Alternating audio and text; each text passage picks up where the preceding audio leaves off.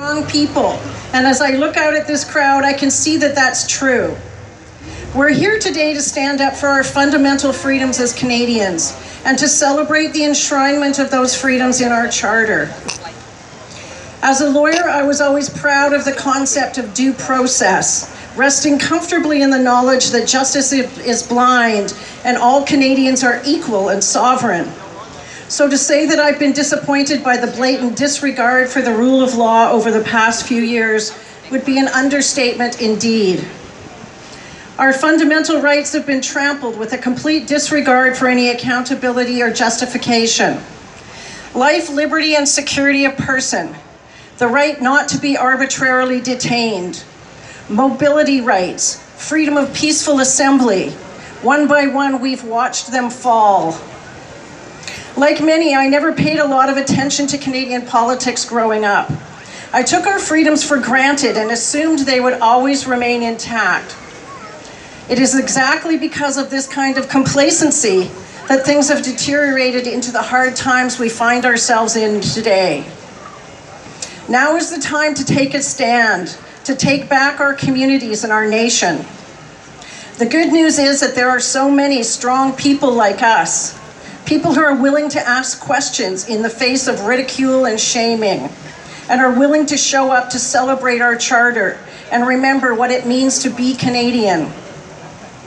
When I came across We Unify through word of mouth at rallies just like this, I was thrilled to find a nonpartisan, action-oriented group of volunteers willing to take on this mammoth task of preserving democracy in this country for our children.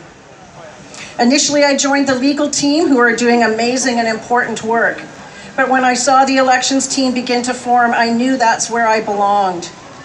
Our volunteer group meets regularly to work on recruiting, training, and supporting candidates and those considering it. Currently, we are laser focused on the municipal and school board elections coming up in the fall, but our task is much broader than that. We need to recruit and support people with integrity, people willing to speak truth to power, and return accountability and debate to our public institutions at all levels of government.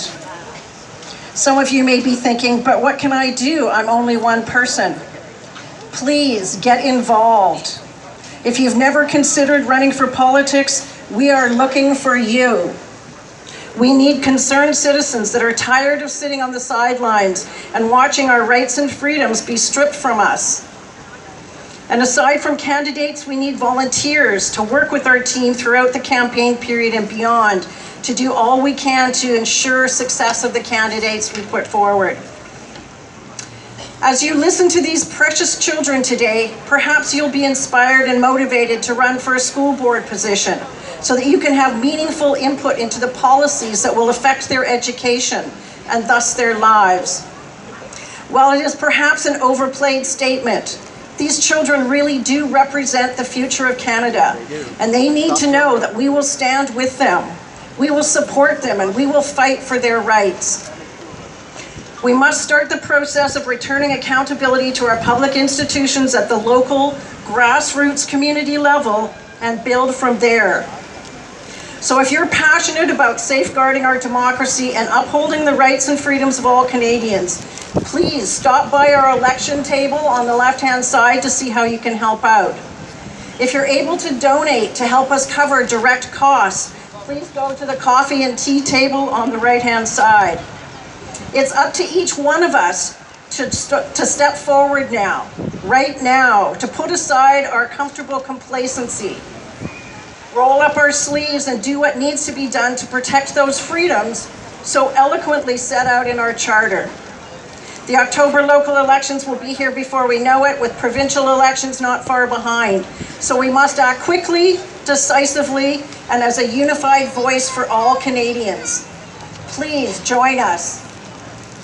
Thank you.